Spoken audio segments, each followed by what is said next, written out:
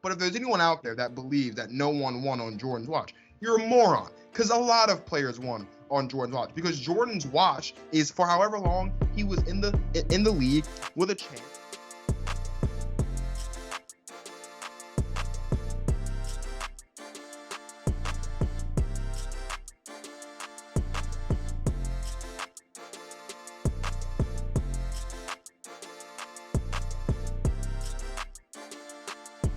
Hello and welcome to the Thursday, August 25th edition of the TV on Basketball Podcast with your host, EV.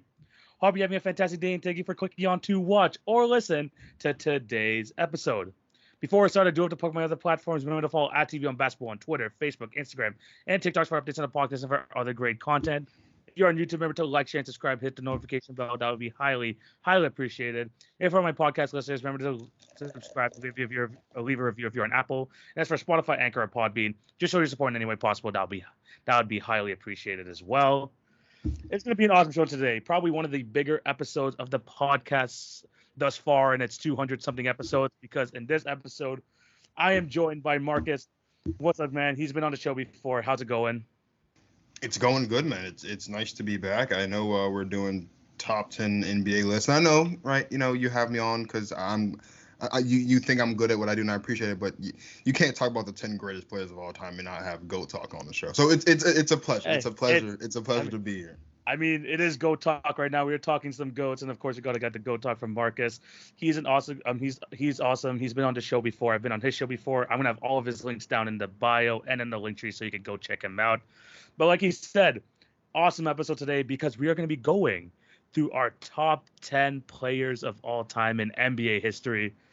It feels a little bit late because the 75th anniversary season just finished, but I still believe that there is a discussion to be made. And we're going to be talking about it all on today's episode. If you like this type of content, remember to just check out all the social medias. You're going to find all of this out over there. And you should check out Marcus as well. He has some awesome football content, which he's definitely going to be doing throughout the season. And also some awesome basketball content, so definitely go check him out. And I think you do some WWE content as well, right, my guy? Yeah, actually, I'll be going live next Saturday for Clash of the Castle. So yeah, oh yeah, for you WWE fans, I'm super excited for that. That's just gonna be a crazy weekend of wrestling in general with that, with takeover as well, and also All Out that weekend. Gonna be absolutely crazy. You should definitely go check out Marcus because he'll definitely be covering all that. I know this is a basketball show. Yeah, I just want to ask you this because I saw you at Raw the other day. So I just want to ask you, do you think you're gonna get our old takeovers back? Of like, you think we're going back to getting takeover the night before the pay-per-views or for the main event, where like we could like take over Portland? I miss that so much. I miss it. They don't feel the same. They don't feel the same. 100%. I went to take over Toronto in 2019. One of the best experiences of my life. That was such a great show. It was a fantastic show. I wish they would do stuff. I know this is not a basketball thing, but yeah. Triple H is back in charge. Triple H is back in charge. Us fans are loving it. Hopefully, we can get back to some of that old, NXT fire that we got in the past. Papa H got us. Papa H has definitely got us here. But let's just get back to the basketball talk because, maybe Marcus and I will do something wrestling in the future. But right now, we're gonna talk some basketball, and we're gonna be talking about again the 10 greatest players of all time. Nothing else. We're not gonna beat around the bush. We're gonna go straight into it. Basically, what's going to happen, we're going to go back and forth down to list 10 down to 1, and we're going to be talking about who we have in our top 10 players of all time list. But like we did in the episode with Justin where we talked about the best 10 current players in the NBA today, we're going to start with some honorable mentions. And Marcus, I'm going to throw it over to you. Who are like one of those one or two guys on your that didn't make your list, but who were very, very close to making it?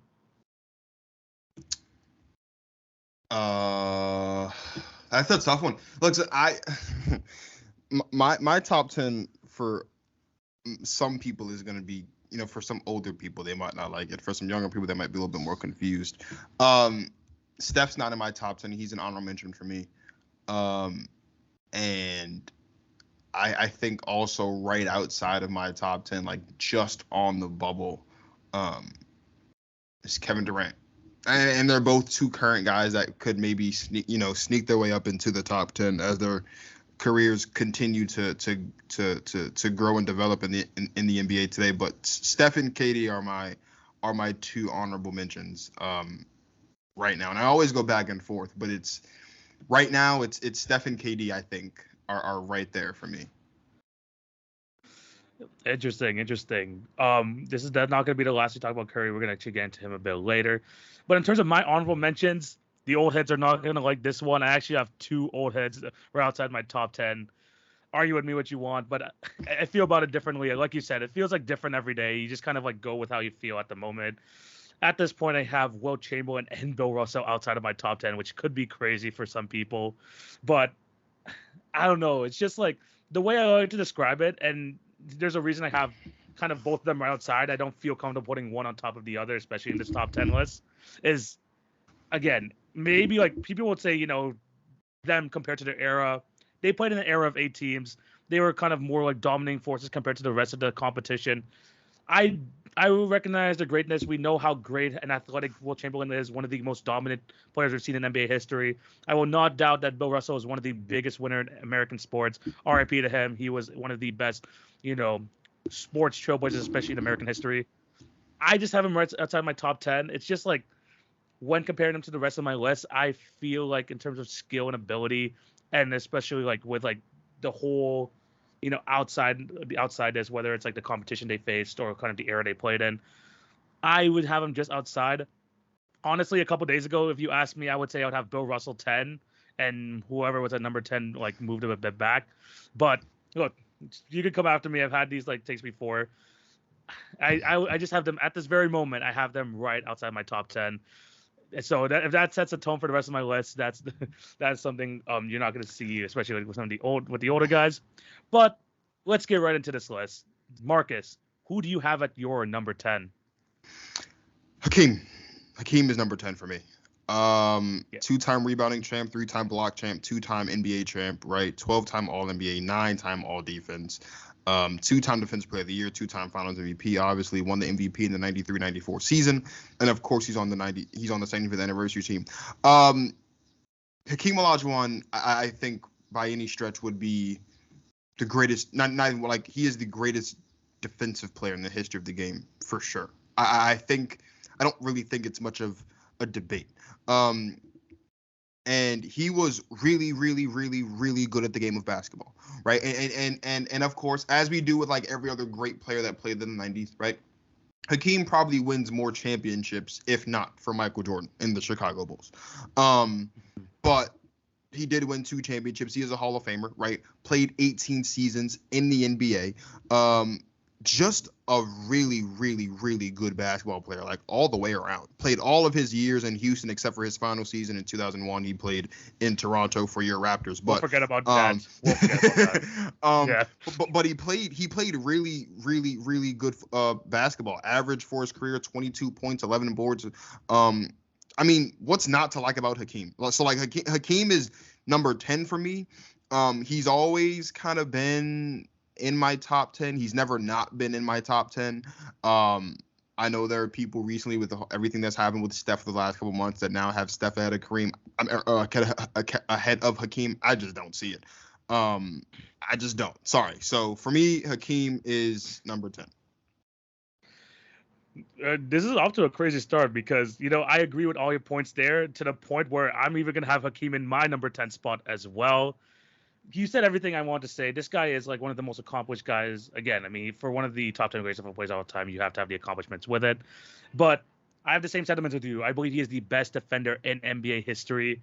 You have that just in terms of strength, interior defense, his footwork, the way that he's just able to keep up with every player he went up against is second to none in NBA history.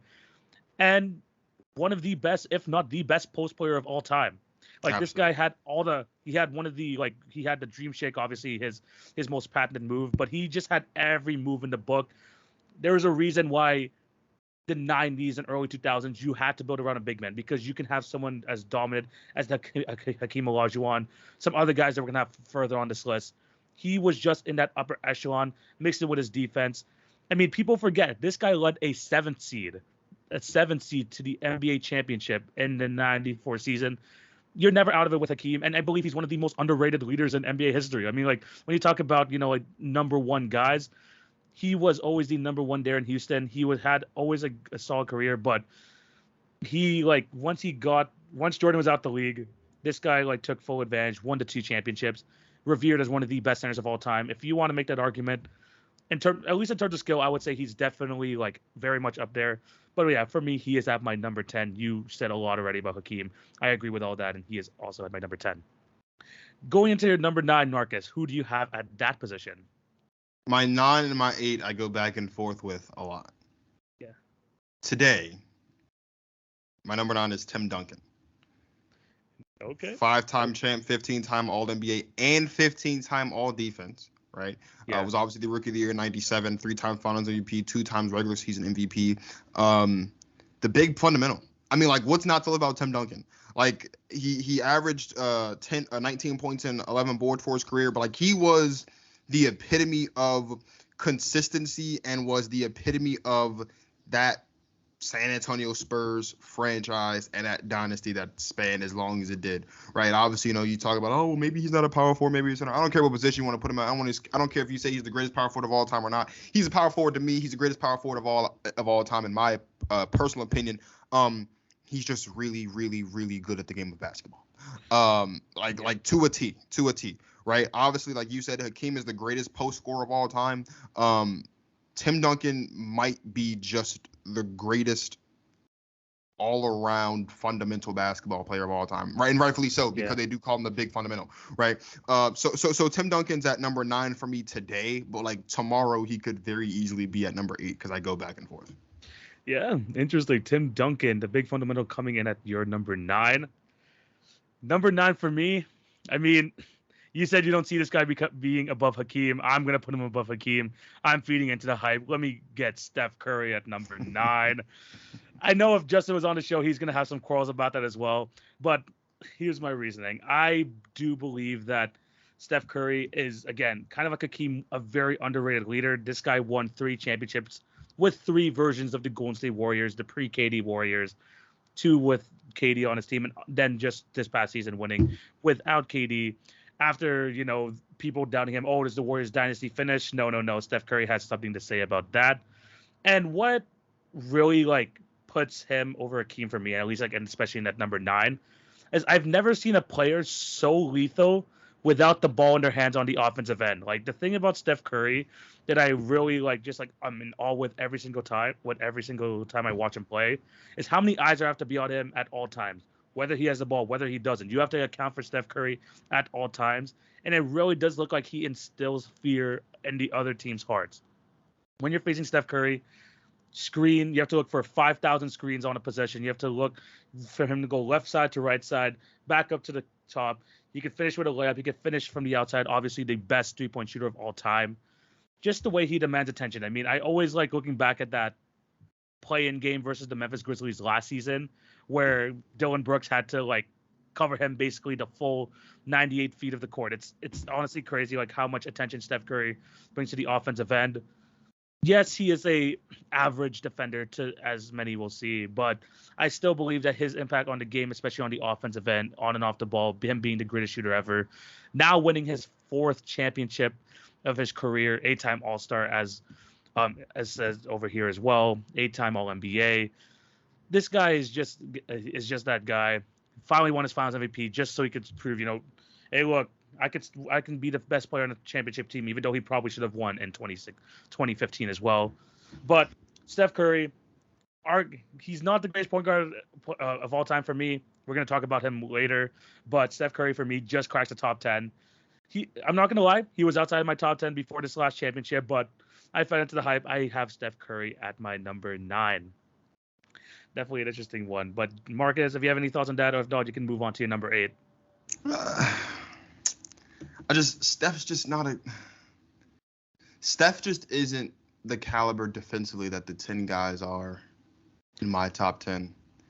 Yeah, and fair play, fair enough. That is why Steph is not in my top 10. I think that there's a chance that down the line, Steph's offense will get to a point where it's so prolific and so undeniably as far as where it ranks all the time that you have to acknowledge him for that. Yeah. Right now, all 10 guys that I have in my top 10, and I've said this before, all 10 guys in my top 10 are phenomenal offensively. Some of them you can make an argument is better offensively than Steph, and they're all better than Steph defensively, and that's just undeniable. right? So Okay. that is why Steph's not in my top 10. It's not because I don't think Steph's a great player, because he's undeniably a great player, but I just he's not top 10 yet, not to me at least. Okay, no, I like the point that you made. Like maybe at some point, maybe to you, that he'll get to that point where he is so prolific offensively that he just can't be denied. He has to be in the top 10. I think he's at that point right now. I just think that he just is like one of the best offensive players I've ever seen played basketball. Puts the ball in the net. That's why I have in my top 10. But I definitely respect you having him outside of it.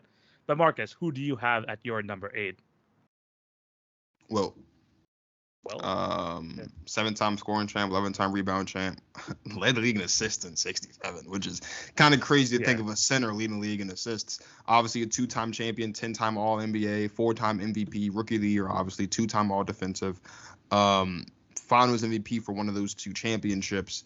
Like Wilt Chamberlain, look, averaged 30 points and 23 boards for his career. When you look at the records when you look at the single game records, when you look at the season split records, and when you look at the career records for rebounds, Wilt's name is up there because he was just that good. And it's hard to deny Wilt, I think. I have Wilt in my top 10. Spoiler alert, Bill Russell's nowhere near my top 10. He's not in it. So for everyone that's expecting Bill Russell's going to be up higher because you think that Bill Russell's better than Wilt, I don't. I think Wilt Chamberlain's a better basketball player than Bill Russell. I will die on that hill. If Justin Marvel was listening to this, he'll go into cardiac arrest. I'm sorry, but that's just the fact of the matter. He's just a better basketball player. There's not many things that Bill Russell could do that Wilt can't do. Not to mention, he also set the record for most points in a single game at 100, which I mean. That's not going anywhere anytime soon, if ever. One of the premier unbreakable records in sports. And just to talk about Wilt's first 5 games in his career, or for 5 seasons rather in his career. Yeah. Rookie season averaged 38 points per game. Second season averaged 38. Third season averaged 50. Year 4 he averaged 45. Year 5 he averaged 37. In year 6 he averaged 30, 35. Let's keep going. In year 7, he averaged 39. Like Wilt Chamberlain didn't stop averaging at least 30 points a game until the 66 season which was his second season in Philadelphia, right? And even then, he still averaged 24 and 24 in both of those 2 seasons before he went to LA. Like Wilt Chamberlain's just a really good basketball player, offensively, defensively. He's a winner. Right, he's a great rebounder, one of the greatest rebounders of all time. Wilt Chamberlain, number 8 on my list. He is better than Bill Russell. I would die on that hill. Interesting. Wilt Chamberlain at your number 8. Just to play devil's advocate, though. I mean, not denying Wilt Chamberlain. I mean, he dominates the record books in the NBA. There's no denying that. But what do you think? I know this is like kind of like more of like a thinking type of question, but why do you think he didn't really win until he moved to kind of the Los Angeles Lakers? Like, I feel like, yes, he has all these stats, you know, like you mentioned, he averaged like 34 for the first basically 6-7 years of his career, but he didn't really like get to winning, and he only won 2 championships until he got to the Lakers. I mean, what do you think like the reason was? Was it just the talent around him? Was it just because, you know, the Celtics were just too dominant? It's the same reason why LeBron James didn't win 2 championships in 2017, 2018. Because Bill Russell and the Celtics, you look at that, you look at the like, okay, I get it. Bill's won 11 championships, and that's fantastic. Yeah. But you look at those Celtics rosters, all of those Celtics players are in the Hall of Fame. Yeah, there's like 8 of them. Yeah, Bill Russell doesn't have one teammate from those teams, off the top of my head, I can think of, that's not in the Hall of Fame. Yeah. Like, you sometimes...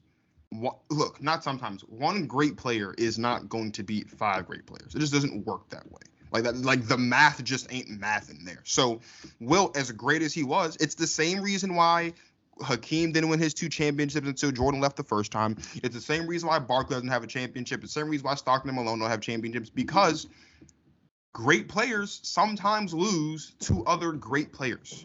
That's just how it works. It takes a great player to beat another great player. And in the case for Wilt Chamberlain, he was playing up against a roster in the Boston Celtics at the time when he was in the East that had 6 or 7 or 8, depending on the year, Hall of Famers on the roster. He's one guy. How many Yeah. Hall of Fame teammates does Wilt Chamberlain have from when he was playing in Philadelphia is the question. I don't know. That's Yeah. not me being facetious. Yeah. I want to know. Now, if the number is comparable, which we all know it's not comparable, then maybe we can have a different discussion about that. But we all know that Wilt Chamberlain was completely outmatched against Bill Russell. And it's not even just that he was outmatched against Bill, but it's that Bill had a roster full of Hall of Fame talent. Wilt Chamberlain just didn't. I'd like to think if Wilt had the supporting cast that the Celtics did, that Wilt gets the better of Bill in a couple of those games. Okay, no, that's completely fair. I mean, like I said, like Wilt Chamberlain dominates the record books. It doesn't get him against them. It's just like I mean, you make a great point. When you have two great teams, especially when you have like Wilt versus Russell throughout their entire careers, Bill had a better supporting cast, yes, for sure, and that's what led him to having the 11 championships that we all like revere in NBA history as well. But yeah, Wilt Chamberlain at your number 8, respectable. Coming in at my number 8, I promise you this is nothing like to be showy for, but it's kind of ironic that this guy's at number 8. Give me Kobe Bryant. Give me Kobe Bryant at number 8. What is there to say about Kobe? He is the second coming of Michael Jordan, the greatest Laker of all time, in my opinion. In terms of being an actual Laker, I would have Kobe Bryant up there. 20-year career, like he made like so many All-Star games. He won 5 NBA championships, including 1 three-peat, 1 with Shaq, 1 without Shaq. NBA Hall of Famer. Rest in peace to one of the greatest players of all time. Obviously, his birthday was just yesterday, I believe, and of course, we're still remembering him on Kobe Day, which was yesterday. But one of the greatest players of all time, made all defensive, like 12 all defensive teams, was a 2008 MVP. Some people may argue he deserved more MVPs for sure. Obviously, on the 75th anniversary team, 2-time Finals MVP, 2-time scoring champion. Kobe did it all. The only reason why people don't like revere him any higher is just we've seen Michael do that as well. Kobe did it a bit longer, but also Kobe, played in like an era where he had to like still like go up against like LeBron, KD, and all that. But he's still one of the best players of all time, in my opinion. The second greatest shooting guard of all time. He could do it all, and I believe that's why he's at my number 8 again. Nothing like planned there. That's just where I have him. I believe that he is the 8th best player of all time. Marcus, any thoughts on that? Or if you want, you can move on to your number 7. I have Kobe higher on my list. I won't say where, but he's higher on my list. Yeah. Round number 7. Number 7 is Larry Bird. Okay. 3-time champ, 10-time All-NBA, right? Rookie of the year in 79, 3-time All-Defensive player. The only 3-time MVP to win his 3 MVPs back-to-back years. He's the only player to have done that. I strongly believe that that's one of the reasons why they gave the MVP to D Rose in 2011, because they didn't want LeBron James to join that company. But that's just my little conspiracy theory. And of course, he's got 2 Finals MVPs to go along with his 3 championships. Larry Bird is the greatest white dude to ever play basketball. I mean, you're right. A fantastic shooter. He could pass with the best of them, and I think that's probably the most underrated. Not probably. That is the most underrated thing about Larry Bird's game, is how prolific he was, or how great he was as a passer. If you look at Larry Bird as far as where he ranks as far as assists per game, right, in the playoffs, it's 6.5, which is 30th, which doesn't sound great. But when you combine that with the fact that he had 9 seasons when he was in the top 20 in assists per game, and he had 8 seasons when he was the top 20 of assists just compiled in a season. Like, Larry Bird was a reliable passer. He's also top 30 in rebounding, and specifically defensive rebounding. He finished top 20 10 times rebounding the balls. He was also a reliable rebounder. Finished with 10 rebounds per game to end his career. Like, Larry Bird could do it all. He could shoot, he could pass, he could rebound, he could play defense, hit the 3, all defensive selections as well. And like I said, the greatest white man ever play basketball. The great white hope, as they call him. Larry Bird, number 7. Yeah. I mean, like, that's a completely fair point. I mean, Larry Bird, if you look at the rest of my list, he's definitely the greatest white guy to play in the NBA of all time. And funnily enough, he is also at my number 7 spot as well. I still believe that people don't talk about Larry Bird enough in terms of like the greatest players of all time. just because, it was him versus Magic. They always talk about that rivalry in the 80s that kind of saved basketball from going into bankruptcy, basically. But he and Magic, there's a reason why there was a rivalry. They went back and forth, back and forth. Magic had his 5 championships. Larry still got 3 of his. And he, like you said, he could do it all. Underrated defender all time. A fantastic rebounder. 10 rebounds a game is nothing to turn your head away from. Still averaged 24 points a game. Again, an amazing passer as well. Like, he, at times, like, you could say that he was the best player in the league. Him and Magic Johnson basically just went back and forth throughout that entire decade. Maybe sprinkling a bit of Jordan, especially at the end of the decade. But still, Larry Bird was always in the NBA Finals. He always, found a way to lead his team to victory. And he, and if you look at Larry Bird, the thing is, when you look at him, he looks like, your prototypical guy on the corner of your street. You can say hi to him. He looks like your next door neighbor. This guy was just a killer. This guy, he has that smile in his picture I'm seeing here on Basketball Reference. But, man, this guy was an absolute killer. One of the greatest trash talkers in NBA history, according to a lot of NBA players from the past. He could just do it all. And there's a reason why it was never an easy path for Magic and vice versa. Just he matched up so well against those Lakers team, his team with Parrish, McHale, and all them. And he was just the leader of all that, made all 10 All-NBA teams as well. He is my number 7 player of all time. Second best small forward of all time. Second best small forward, in my opinion. Marcus, moving on to your number 6. Who do you got over there? Kobe.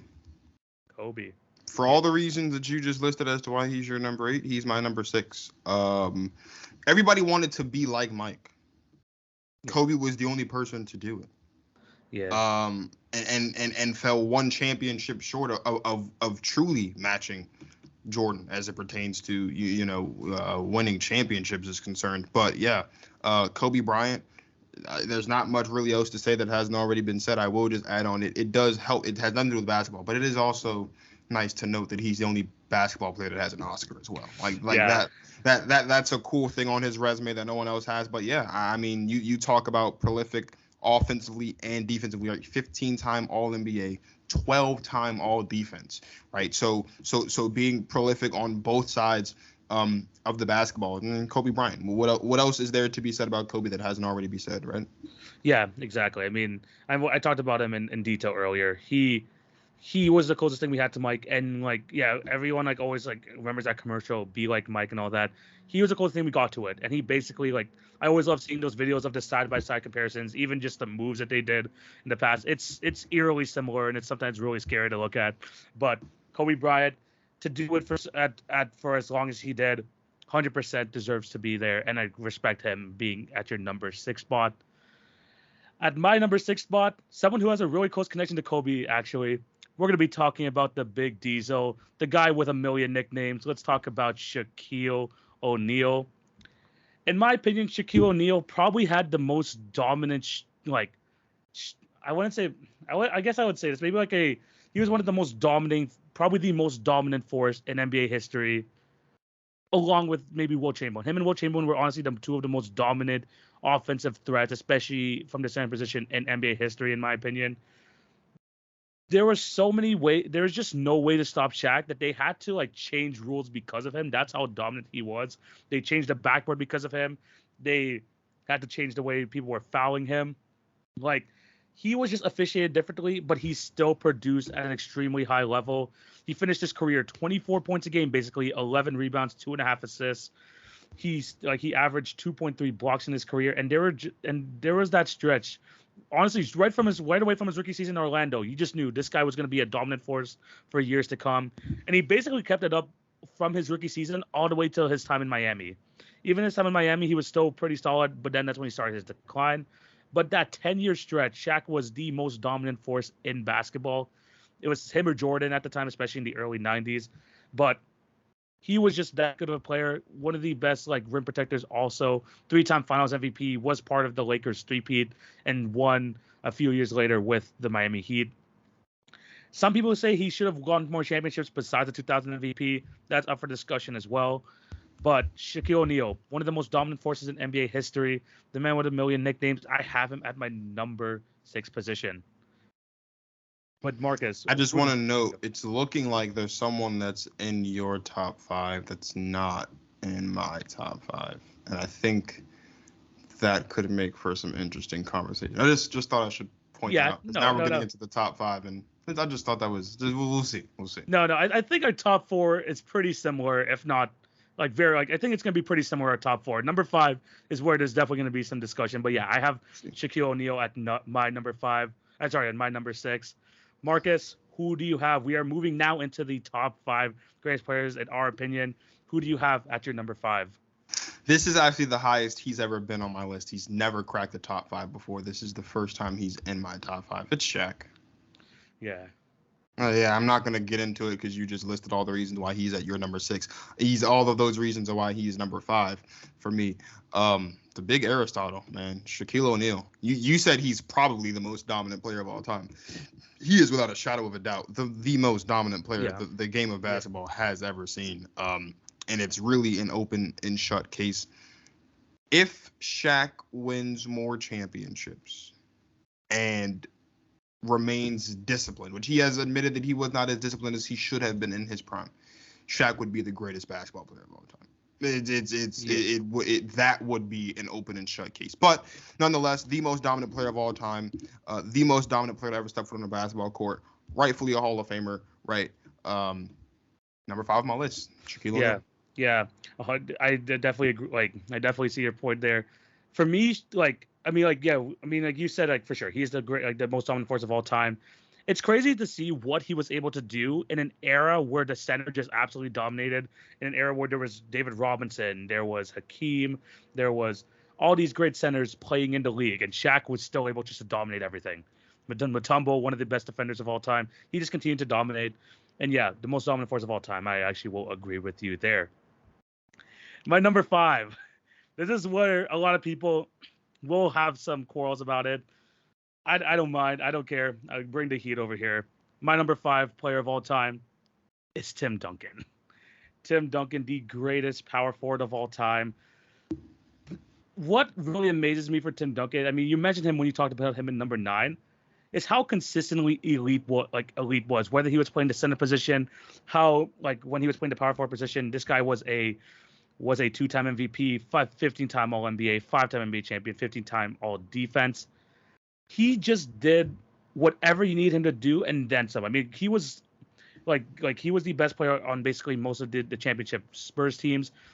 He just did for so long. And honestly, the fact that he was able to still be basically an All-NBA player when he was 38, 39 years old, still just being a force on both ends of the court. Absolutely amazing. Just one of the guys where you just know that he will always be in the conversation no matter what. And I think that his consistency, the fact that he was able to still play at an elite level further and further into his career and stayed just elite. He was always just an elite player. Whether they're going to put him at power forward or center, I'm still going to continue to say he's the best power forward of all time. 19 points a game, 10 rebounds. It's still his stats still don't do him justice for the impact he had on the court. And I'll always defend Tim Duncan, one of my favorite players of all time.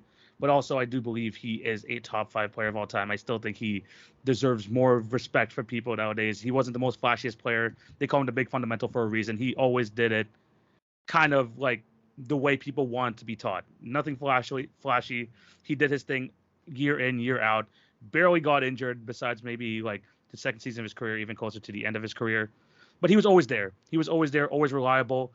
And you just knew if he was on your team, you're competing. You're competing no matter what. That's why the Spurs made it to how many playoffs in a row until just recently that they broke that streak. Tim Duncan was the focal point of that, the best player in the franchise's history by far, in my opinion. Give me Tim Duncan at number 5. I can't get mad at that. I used to have Tim Duncan at 5 for me because I thought your top 10 should be 1 point guard, 1 shooting guard, 1 power forward, 1 small forward, 1 center for your 5, and then 6 through 10. So I can't get mad at that. But I mean, I moved Duncan to my 9 today, but I used to have him at 5 as well for that reason. So I'm not gonna disagree with you too heavy because it's valid. It's valid.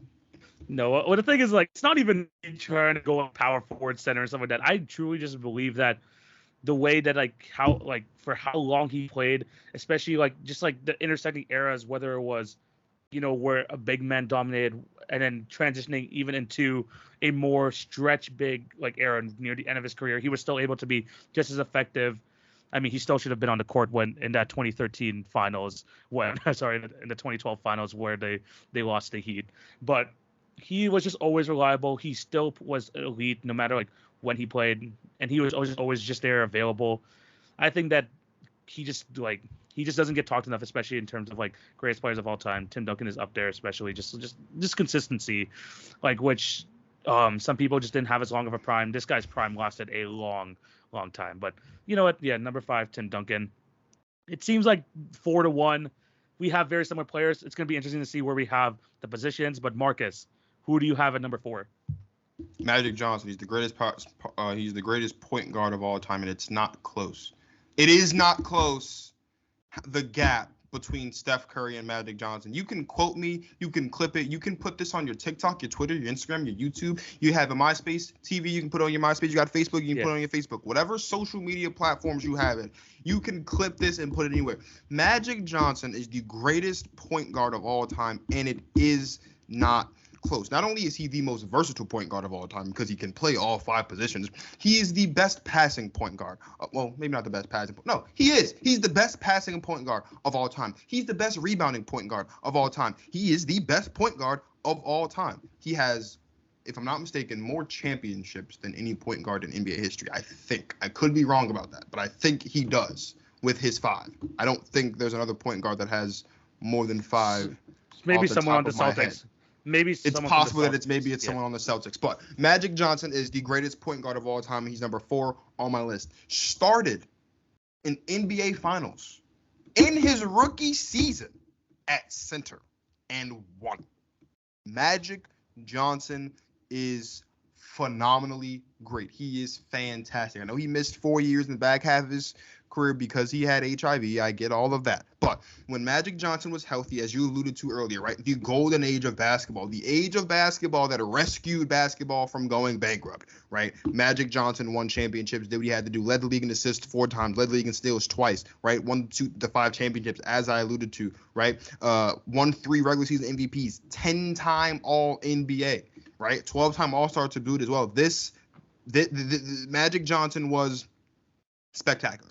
He is absolutely spectacular. And if you look at what Magic did from a long-term standpoint, right? He doesn't really have a lot of the long-term accolades as far as points and things like that. And that's because he did miss those 4 years, right? But if he doesn't miss those 4 years, Magic Johnson he would be well into, I think, the top.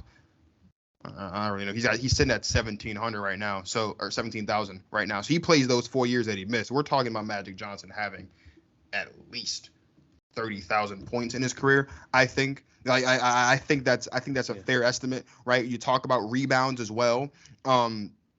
Just a fantastic rebounder at the point guard position. I get it, he was tall and all that stuff, but a lot of his stats don't really tell just how great he was because he did miss those 4 years. So he doesn't have the stats that you think you would see someone that played. How many seasons did he play? What were we talking about? 19?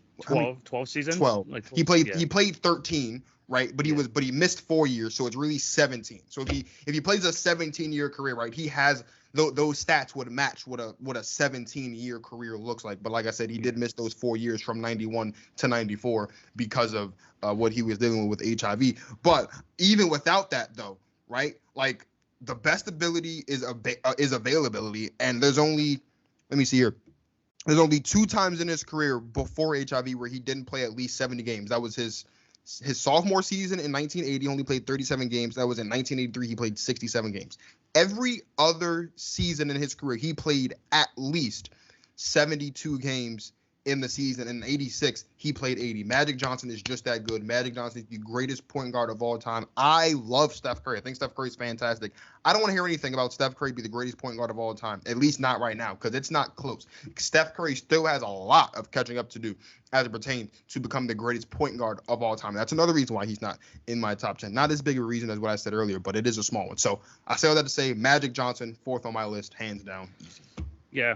I mean, you went on and on about it. I have Magic Johnson as well at my number 4 position, and I have to agree with you. It honestly, like, the discussion really started this year. Magic Johnson or Steph Curry. I still think Magic Johnson has a significant gap over him, even though he's played like less years of his career. That 10 year, like literally like that before he contracted HIV, he was on a run with the Los Angeles Lakers that completely changed the game of basketball, especially from a standpoint of the fast break. Especially this is like for me like his biggest contribution to the game, the best passer I've seen in my life. Magic Johnson is I mean I didn't watch him at the time, but he was the best Sure. passer of Sure. NBA in NBA history, and he just redefined what fun basketball was. I mean, back in the day, just pounded down low and stuff like that. He made the fast break, fun to watch. He made it like an integral part of an NBA offense. Nowadays, like you see like the fast break, you're like, you know what, it's break when you get the easiest points. Magic did that. He made the Lakers a lot more fun to watch. There's a reason why they're named the Showtime Lakers. And in that 10-year stretch, like you mentioned all the accolades already, he is the best point guard of all time. And he is a phenomenal defender. He can play all 5 positions, the most versatile. I would say the second most versatile player in NBA history. We're going to get to the most versatile a bit later. Or actually, no, it's a really tough decision, but I think like he's still up there. But I still think like Magic Johnson, for even though it was like again a short career, amazing peak. He was the best player in the league for a good chunk of the 80s. It was like I said earlier, between him and Larry Bird just bouncing back and forth, back and forth. But he led that Lakers team to 5 championships. He was the guy. I don't think that, like even though Kareem was on his team, I don't think there were many years where you would say that Kareem was a better player than Magic Johnson, especially in those championships. He won how many Finals MVPs? I mean, 3 Finals MVPs for a reason. One of them went to Kareem. One of them went to James Worthy. But Magic Johnson was the catalyst on all those Laker teams. The true point guard, but also he just made basketball fun to watch again, and he really did revive the sport with how like the fast-paced game and just how he played. He just had such a huge impact on the league. He is at my number 4. We are on the same path of having the same top 4, but Marcus, who do you have at your number 3? I want to say this because he's not the greatest of all time, at least in my opinion. I do find it funny because let's like our top 3 is LeBron, Kareem, and MJ. We'll figure out who we have in which order. But it's always funny to me how people always say, "Oh yeah, well, Matt, MJ and LeBron and Kareem are the 3 greatest players of all time," and it's interchangeable. But then someone puts Kareem at number 1, and then the whole world goes, "What? Like, no, you can't have like it's possible. There is a legitimate case to be made that Kareem Abdul-Jabbar is the greatest player of all time, and it's really a toss up between the 3. It really is. For me, he's at number 3. 2-time scoring champ, led the league in rebounds in 75, led the league in blocks 4 times. Obviously has the 6 championships and 6 regular season MVPs. 15-time All-NBA, 11-time All-Defensive. And obviously has the 2 Finals MVPs that you alluded to. One of them he won with the Showtime Lakers. He is currently the all-time leading scorer in the regular season anyway in basketball. But you and I both know that in a couple of short months, LeBron James is going to become the first player ever or he's going to pass Kareem, and he could be the first player ever to get to 40,000 at the rate that he's going. So Kareem Abdul-Jabbar, 3rd greatest player of all time. Let's also acknowledge this about Kareem as well. He is without a shadow of a doubt the greatest college basketball player the world has ever. Yes, 100%. 100% is the greatest college basketball player in the history of the sport. Kareem Abdul-Jabbar is the 3rd greatest NBA basketball player in the history of the sport. He is the greatest center of all time, obviously, in my opinion, given that he is the highest on the list of all my centers. And it just makes perfect sense. And not to mention, he has the most unstoppable move in the history of the sport. That skyhook was unstoppable. Whether you saw it coming or you didn't see it coming, there was nothing you could do to keep Kareem from hitting that skyhook, whether he was in Milwaukee or in LA. That skyhook was going down. Kareem Abdul-Jabbar, number 3 on my list. I mean, you said it all. I have Kareem Abdul-Jabbar as my number 3 as well. Just to add to that, though, you did talk about his like he was the best college basketball player ever. The moment he stepped on an NBA court, this guy averaged 28 points a game, 14 rebounds as a rookie. Won Rookie of the Year. And you know what? He's going to continue this. 2nd season, MVP. 3rd season, MVP. Like, this guy, like, the moment he stepped foot on a NBA court, was arguably the best in the league already. Like, that's just absolutely insane for like a player just to have that much of an impact already. This guy, like we mentioned, a 6-time MVP. Most of those, like 5 of those with the Milwaukee Bucks, one of them with the Los Angeles Lakers. But he was just dominant. Just like a lot of his championships did come with the Lakers, but he still could win as the number one guy. It's just like, when you have Magic Johnson as your point guard, you're definitely going to win a lot of basketball games, including a lot of championships. But Kareem, a fantastic defender, has the most all-star appearances in NBA history at number 19. Again, we talked about LeBron passing him all-time in scoring. LeBron could easily pass him in all-time for like most all-star games as well. Just give him a couple more seasons. But he's up there, 15-time All-NBA. I think that is also most all-time as well. The best center of all time. You really can't say anything else about the captain himself. He was one of the best, probably the biggest prospect. Him and LeBron were probably the biggest prospects in NBA history coming out of college. And both these guys completely just went to expectations and just went completely above and beyond and had just as good, if not better, NBA careers, which is amazing to say about both LeBron and Kareem. He's my number 3 guy of all time. Again, like you said too, if you have a case for him at number 1, I can't get too mad. I honestly cannot get too. Justin has made the case for him at number 1. It's an easy case to make for all the things we just said. Yeah, no, it is a 100% valid case if you have him at number 1. We both have a number 3, but he, again, we're not gonna take anything away from Kareem. You're basically just picking at straws here at this point when you're looking at these 3 top players of all time. Kareem has to be in our number 3, but that's completely fine. And I think we have the same number 2. It's gonna be interesting to see what the order is, but Marcus, starting with you, number 2 of all time. Who do you got? LBJ or Mike? Michael Jordan is the second greatest player of all time. Okay. I get it. 10-time scoring champ, 3-time steal champ, 6-time NBA champ. Obviously won all 6 of those finals MVPs as well, right? Won Defensive Player of the Year in 87, 9-team all defense to go with 11-team all NBA. And of course, he has the 5 regular season MVPs. Michael Jordan is phenomenal. Don't get me wrong. Michael Jordan is phenomenal, but he's not, in my opinion, the greatest basketball player of all time.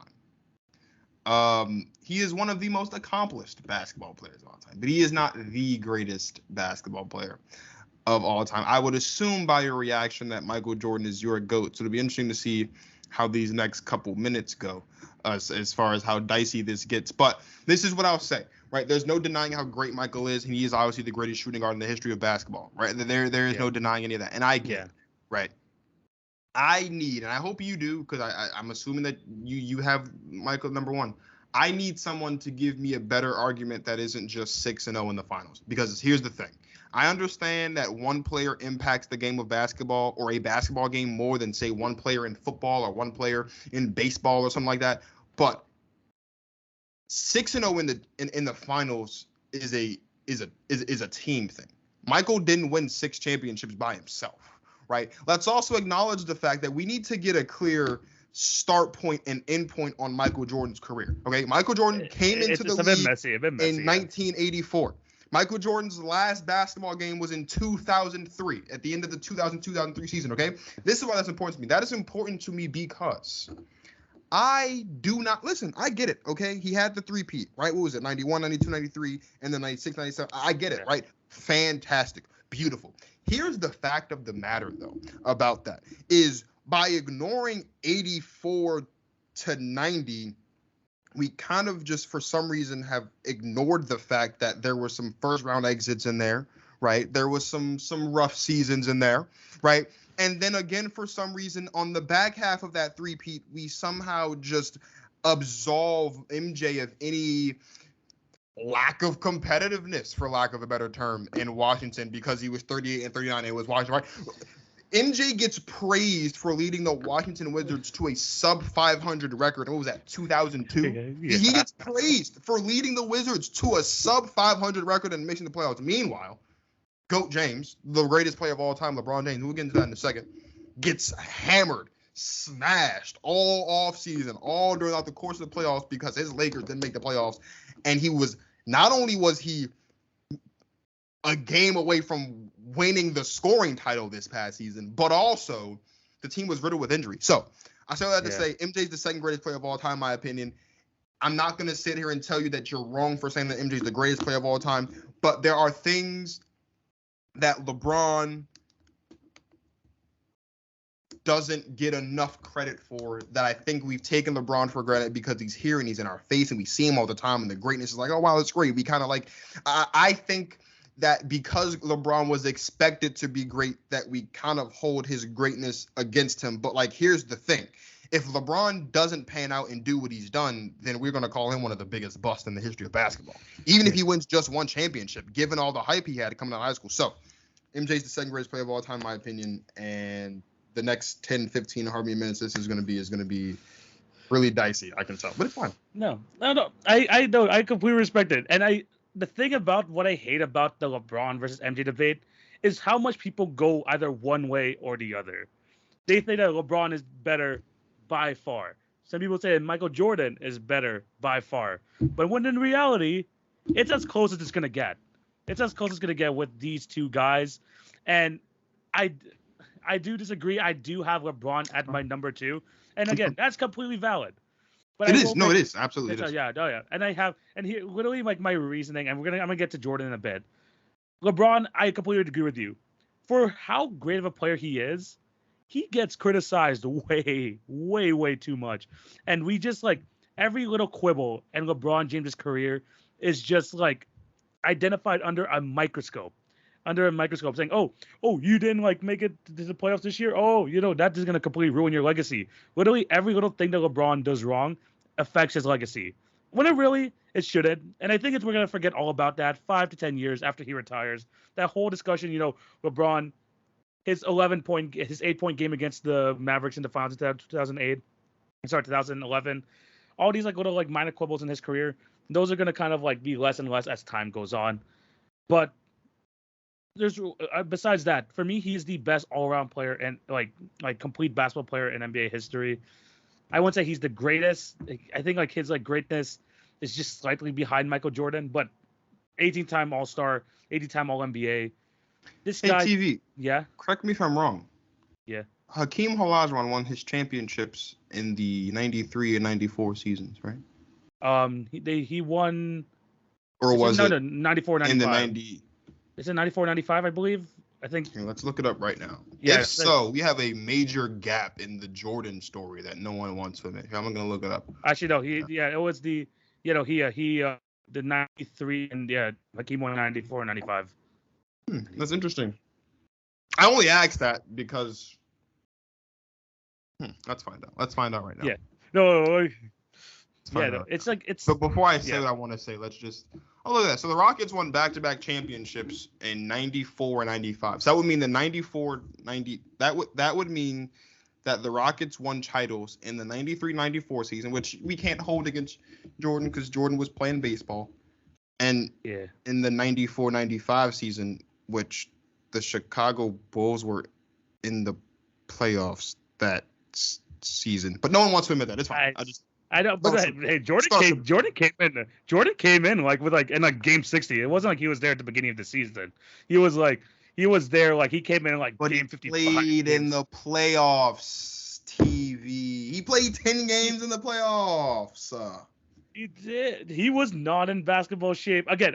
I remember. I know what you said earlier about how Michael Jordan hit his little mistakes. Michael Jordan. Look, I get it. It's fair. I just thought I should point that out because people act like Hakeem won that championship and Jordan wasn't around. No, Jordan was in the playoffs. He played 10 games in the playoffs. And you can say he wasn't in basketball shape, but he averaged 32 points. So that sounds like basketball shape to me. I mean, look, I get it. Hey, that's only 27 seasons all around. 27 games, all around if you include the 17 games he played in the regular season. But 32 points in the playoffs. What are we talking? He shot 48% from the field. He shot 37% from 3. Hit half his shots from 2-point range. His effective field goal percentage is .506. I do think that there's some revisionist history going on. We're talking about Michael Jordan because that's basketball shape. I don't care that he only played 10 games, 17 in the regular season. That's basketball shape. You compare that to his other championship wins. I mean, you talk about you talk about in the 95-96 season when he is in basketball shape, right? And they go on to win a championship. He averaged 30 points, which is 1 point less, right? He was shooting, let's see here. He was shooting, hold on, let me find it. He was shooting 46% for the field instead of 48. So from a statistical standpoint, he was actually playing better basketball in the 94-95 playoffs than he was in the 95-96 playoffs when he won the championship. All I'm saying is there's a little bit of revisionist history going on there because people like to sit up here and say, oh, well, Jordan wasn't there. I just looked it up right here, and Michael Jordan played 10 games in the playoffs, averaged 32 points in the playoffs, which is right on par with what Michael Jordan was doing when he was winning championships. That's all I'm saying. I think we need to be honest here about what we're talking about. And also, I don't agree with Nick Wright often. Can we also just acknowledge that we need to stop this whole no one won on Jordan's watch thing too? Because that's a lie. Because if I remember correctly, like Isaiah Thomas won a championship on Jordan's watch, and the Lakers won championships on Jordan's watch, and the Celtics and Kobe and Shaq. Like, see, so Jordan's watch isn't the 6 years he won championships. That's a lie. And if you believe that, you're a liar, and quite frankly, you're a moron. You TV are not a moron. But if there's anyone out there that believes that no one won on Jordan's watch, you're a moron. Because a lot of players won on Jordan's watch. Because Jordan's watch is for however long he was in the league with a chance to make it to a championship, which is every time he made it to the playoffs. And if I'm looking at it right here, Jordan made the playoffs in 84, 85, 86, 87, 88, 89, 90, 91, 92, 93, 94, 95, 96, and 97. So except for the 3 years that he was gone from the league after the second, or except for the 3 years he was gone after the second three-peat, and then, of course, 2 years in Washington, and then the 1 year he was gone to go play basketball with Birmingham, whatever. Yeah. Jordan had a chance to win a championship, and he didn't get there. He didn't bounce out of the first round. Meanwhile, LeBron James, the greatest player of all time, who, by the way, has been the greatest player of all time since 2016 with the greatest NBA Finals comeback in the history of basketball. LeBron James has been bounced out of the first round one time. One time. That was just 2 years ago against the Phoenix Suns because his team wasn't healthy. Just saying. Yeah, no, completely fair points. Completely fair points. And I think this is a great time for me to kind of make my case as to why I believe that Michael Jordan is the greatest player of all time. And I'll let you get into LeBron little spiel a little bit later. I talked about LeBron enough. I do believe, honestly, if this is a caveat, I believe by the time LeBron retires, he will be the greatest player of all time. I think by the time he does retire, I think he will. But he's the GOAT right now. For me, this is why I have Michael Jordan over LeBron James. And for me, the biggest reason is kind of, I mean, you talked about how no one won on Jordan's watch. My thing is that, like, 6-0, I know, is the kind of like the prototypical thing, and people are going to be like, oh, 6-0, LeBron's 4-6, yada, yada, yada. I think 4-6, right? Is it 4-6 at the moment? Yeah. 4-6, yeah. He's 4-6 at the moment. Jordan, whenever... Yeah, 4-6, yeah. It was 7, 11, 15, 18, 19. No, he's 4-7. 4-5. No, 4. I thought it's 4. Okay, whatever. But at the same time... I can look it up right now while you're talking. 7... There was that... Honestly, the 7-year stretch or whatever, or the years that Michael Jordan won championships, I think that there is no one comparable in NBA history. The way he dominated the league during the years he won championships is kind of unmatched. And I think that stretch, along with the years he averaged 37 a game, 35 a game, won Defensive Player of the Year, he won 5 MVPs, 9 All-Defensives, all that stuff. You look at that stretch where he was on top of the world, no one could touch him. No one could touch him at that moment. I think there are times like LeBron, yes, he has been the best player in the league, and he was basically been in the discussion ever since 2007, 2008. I will not take that away from him. I think that Michael Jordan, his stretch of his career, those 7 years in like a very competitive NBA, he could not be touched. And I felt like Michael Jordan was always a level above everyone else he was playing against, especially in the years he won a championship. And I think that kind of puts him over LeBron James right now. Again, by the end of his career, I do believe that LeBron will end up surpassing Michael Jordan. But right now, I would say that stretch where Michael Jordan was just winning championships left, right, and center. He never went to a Game 7 in the NBA Finals. He was just levels above. And look, he also had a great supporting cast. We're not gonna, disregard a Scottie Pippen, a Dennis Rodman, a Horace Grant, all the players he's been with. But at the time when he was at his best, he was untouchable, especially during that era when he was just winning during the first and second three-peat. He was just untouchable, and I don't believe anyone in NBA history can come close to what he accomplished in those 6 years or 6-7 years, however you want to do it. Plus, he had amazing seasons prior to that as well. It wasn't like he was always in top 5 NBA player discussions as well as that. But I just think that in those years where he won the championships, he was just untouchable, and no one ever came close to reaching his greatness. I don't think it wasn't even that close. I mean, whoever he faced in the finals was basically barbecue chicken by the time they got there. So Michael Jordan, my greatest player of all time. If you want to rebuttal that, go ahead. If not, you can explain why you have LeBron James as your number one. I think you went through a lot already, but yeah, go ahead. LeBron James is, you're right, 4-6. I forgot about 2014 when they lost to the Spurs. A lot of people talk about how Jordan was the dynasty when the Bulls were winning and how LeBron allowed a dynasty on his watch. Are we just going to forget that LeBron James is the dynasty in the modern era? Let's see here. 2011, 2012, 2013, 2014, 2015, 2016, 2017, 2018, 2020? 2018. Yeah, 2020. And 2020. Yeah. 9 finals in 10 years. He won 4 of them. So he won 4 chips in 9 years. TV, we spent a couple months ago saying the Warriors were a dynasty because they win 4 chips in 8 years.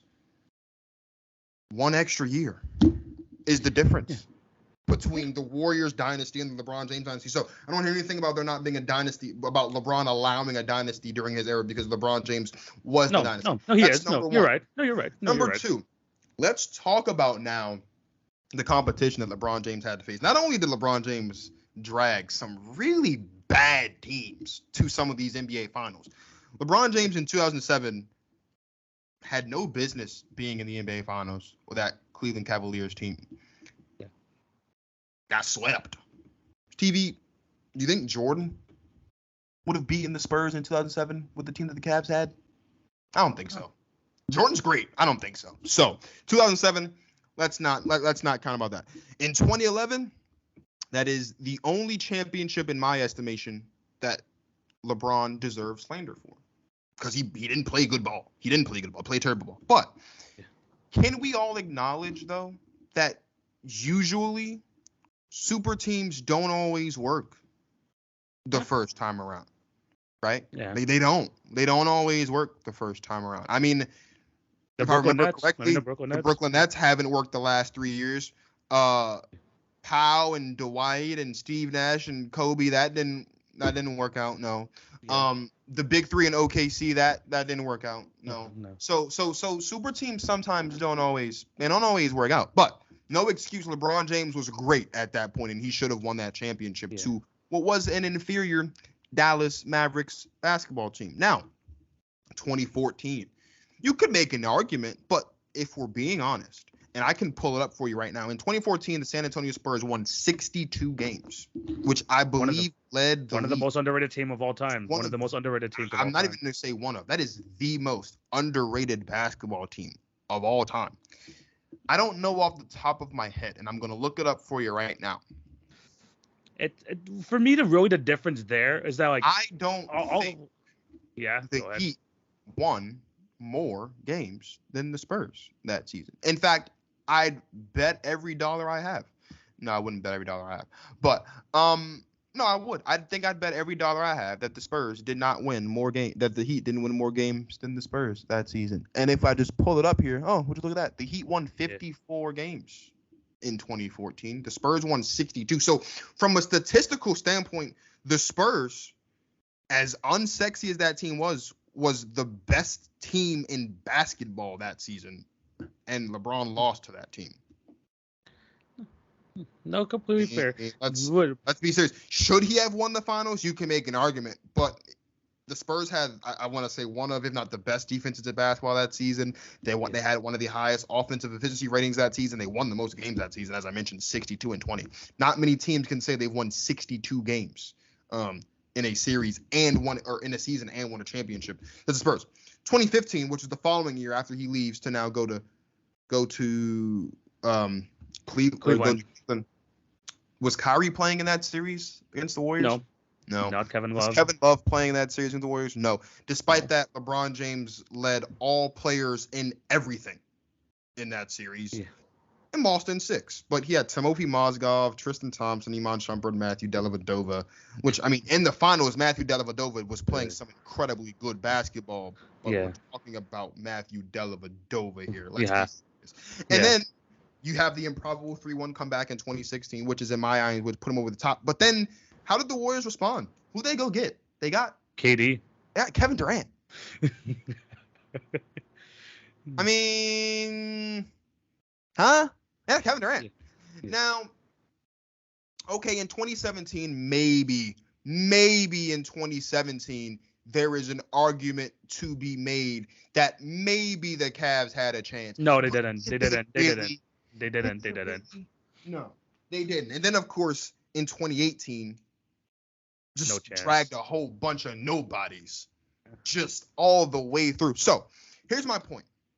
Because Jordan fans don't want to talk about competition, but TV, you're a respectable guy, and I have much respect for you. And like I said, I'm glad. Let's just go down the list here. And let's just go down the list. You've already said that in 2007, Jordan's probably not beating that team, right? Yeah. In 2011, Jordan would win that championship because LeBron should have won that one. Okay, so Jordan, I think, wins the championship in 2011. Does Jordan win in 2014? It's possible, but that's a toss-up. So that one could go either way. I wouldn't hold that one against him either.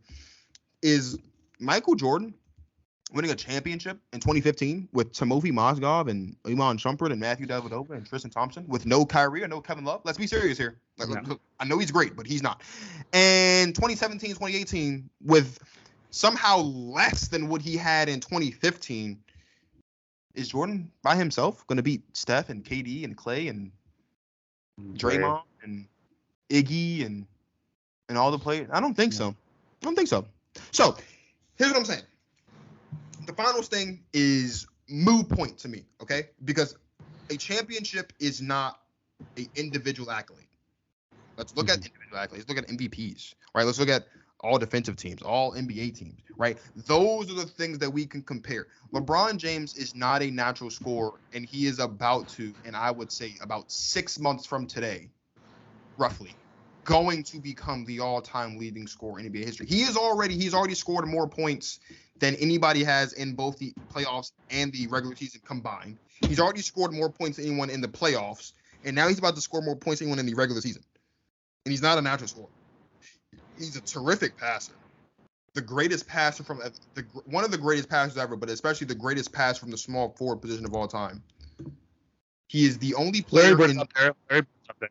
He is, but I do think that LeBron James has a higher IQ than Larry Bird. And let's also talk about the fact that LeBron James is the only player in the history of the sport to be top 10 in points, assists, steals, and rebounds. And blocks, I think, actually. I think he might be top 10 in blocks as well, but I'm not all that sure about that one, so don't quote me. This is what I'm saying. For LeBron James's size and for what LeBron James does as a basketball player, if there was, to steal the cliche, if there was a situation where aliens are real and they come to Earth and they say, we have our best basketball player, give us your best basketball player ever in their prime or whatever, 1 game to 21, whoever wins the universe and wins the world. The answer, the person that comes trotting out of the tunnel is LeBron James, because LeBron James is the GOAT. Now, even if he's not the GOAT, and TV, you already asked this, so I guess I'll pose this question to your viewers and I guess to anyone else that happens to stumble across this clip. When LeBron James passes Kareem, will he be the GOAT then? Because what more does he have to do? Do you want him to win more championships? I don't really know if he's gonna. I'll admit, as a LeBron fan, I don't think he's gonna win any more championships. I think 2020 was his last one, if I'm just being honest. But as far as what it takes to be a basketball player, there's no one better than LeBron. Yeah. And I don't even have to read you all the stats about all the points and all the times he's led the league in steals and assists and all this other great stuff, because he's done it, and it's there. You can look it up on StatMuse or Pro Basketball Reference or ESPN or whatever. But LeBron James is the greatest basketball player of all time. And even if you don't think he is right now, there has to be a point when you have to look in the mirror and say, hey, this dude is great. This dude is special. No. Yeah. For me, literally, like, I guess if I had to put something to it to say, like, LeBron would be, like, the best player of all time, if he can play at the level that he's been playing throughout his entire career, basically for another 1 or 2 years, which I do believe he will this year, if he could do it for another year, I'll put my hands up. I'll say, you know what, he is the greatest basketball player of all time. Because at that point, I'm going to use kind of like his greatness, plus kind of how long he's been able to maintain that greatness as like my thing. Like, you know what, he will be. And plus, he'll probably longest prime ever. Yeah, like at that point, especially like 2 years from now, he's gonna be at like 40,000 points, 10,000 rebounds, 10,000 And assists. I'm gonna look up LeBron James's long-term stats or career stats right now, and I'll give you this is just the last thing I'll say about LeBron, listen. I truly do believe he's gonna finish 40K points, 10,000 rebounds, 10,000 assists. I do believe he will finish kind of like in that like with that. Right now, LeBron is second all time in total rebounds. He has 10,000. Yeah. Right now, LeBron James is second all time in assists. He has 10,000. Now, unfortunately for LeBron, the guy that's ahead of him is John Stockton. No one's passing John Stockton's record. It's just not going to happen. But right now, I'm sorry. He's seventh all time in assists, and he is 42nd all time in total rebounds. I read it wrong. That's my fault. That's my bad. Yeah. He is 11th in steals right now in his career. He is 96th in blocks. If you look at his points, he's also scored the second most field goals of all time. He's at 13,000. That's second behind Karl Malone, I think scored the most. Mm-hmm. He's actually closing in on the top 10 in three-point field goals, which is kind of crazy to think about when you think about all the snipers we have in the league right now. Yeah. And despite his terrible free throw shooting, he is fourth all time in free throws. But points is what we're concerned about, because points is the thing that matters. Right now, LeBron James is sitting at 37,062 points. To pass Kareem, he would need to score this season 1,300. And you need to score 1,325 points. He's going to do that in like 4 months. No, he's not going to do it in 4 months. I lied. He's not going to score that in 4 months. He is going to get there at some point. LeBron James, I think, is not only going to be the first player to hit 40,000, but if LeBron James keeps up at this rate for at least another 3 to 4 years, which I think he can, we could see LeBron James be the first person to hit 41, 42, 43. Like, he's on that. He's really on that pace. And when you look at the players that are active right now, that could, you got Melo. He's 11th. He's not going to get there. No. You've got it's going to be a while before someone breaks LeBron's record. Because here's the thing: whoever breaks LeBron's record, whatever he sets it at, whenever he retires, it's probably somebody that we haven't seen step foot on an NBA basketball court before. There's no one active in the league right now. Oh, there's no one, unless we're talking about one of these young guys that are under 25, but I don't know. There's no one active in the league right now that is going to be able to pass LeBron James. Maybe Luka, if you could give him time. Maybe Luka. I think you could give Luka some time. Yeah. I think the only other person worth mentioning that could do it, maybe is Giannis. But that just depends on how dominant Giannis continues to be for the next 2 years. I'm off my soapbox. LeBron is the GOAT TV, and whether you want to admit it or not, it's gonna happen. It's somewhere down the line. I just threw two toothpicks at my camera. Yeah, that is completely fair. Look, well, wherever you fall, Michael's the GOAT, LeBron's the GOAT. I think the really discussion should be that it's close. It really doesn't sway one way or another. I think, wherever you want to say it, I think it could go either way. I have Michael Jordan number 1, and like I said, maybe eventually I'll have, but probably I will have LeBron up there eventually. But let us know down below what you guys think. Who is your GOAT of all time? Do you agree with our top 10 list? Is there anyone that we're missing on our top 10 list? Let us know down below. I know Marcus snuck it in there, but he doesn't even have Bill Russell anywhere close to his top 10. He's not. I'll be honest with you. Bill Russell's not in my top 20. Okay, that's even more of a statement. Let us know down below what you guys think of all this. Marcus, before we head out near the end of the episode, where can these guys find you, and what do you have coming up? Instagram, Twitter, TikTok, Facebook, GTPMarcus, iHeartRadio, Spotify, Apple Podcasts, YouTube, Go Talk with Marcus. Football's coming up. Got some news to announce on September 1st, and then also, my regularly scheduled programming with my show that'll be a preview show the week of the first week of football, which is September 8th. I'm not sure what day it'll be on, but also Clash of the Castle, September 3rd. I'm going to go live on Saturday before Clash of the Castle to preview the show with my guy Sal Vassallo of Sports in the Big Apple, as we do every month. And follow me on Instagram, Twitter, TikTok for anything related to Go Talk with Marcus, and subscribe to the channel if you haven't already. If you would like to, please subscribe to the channel. Just completed a 32 episode NFL offseason series. Did an episode for all 32 teams, so that's available on the channel as well. But you don't have to search for it. You can just head over to the playlist and click where you see NFL offseason series 2022. All of the episodes are there for you to enjoy. So whether you're a fan of the Jags or the Bills or the Buccaneers or whoever, that episode is there for you to watch and enjoy. Don't forget to like and subscribe, click notification bells, and of course comment on my guy TV's content, because he makes really good content, especially when it comes to the world of basketball. Yeah, 100%. You're gonna see this guy definitely on the show, like upcoming season as well. So you can check out all of his links inside the link tree or down below in the description of this video. You can find him anywhere. We're probably gonna do some more stuff in the future, so be on the lookout for that. But yeah, thank you, Marcus, for coming on, and hopefully you can come on in the future again. Of course, man. It's always a pleasure. Yeah, but I think this is where we're going to end today's episode. Thank you guys for watching or listening. Remember to show love on all the podcast channels. Like, share, subscribe, hit the notification bell if you're on YouTube. And remember to follow at TV on Basketball on Twitter, Facebook, Instagram, and TikTok for updates on the podcast and for other great content. I'm going to be back next week with another episode of the pod. It's going to be closer into September, so we might start looking at some NBA season previews, so be on the lookout for that. And just look out for more NBA content. Remember, daily NBA content on the TikTok, on the Instagram. Be on the lookout for that as well. And make sure, once again, just to follow Marcus on everything. I'm going to have all of his links in the description and in the link tree. But this is where we're going to end today's episode. Thank you guys for watching. Hope you have a fantastic day. This is TV. This is Marcus. Hope you have a fantastic day. Take it easy, guys. Peace.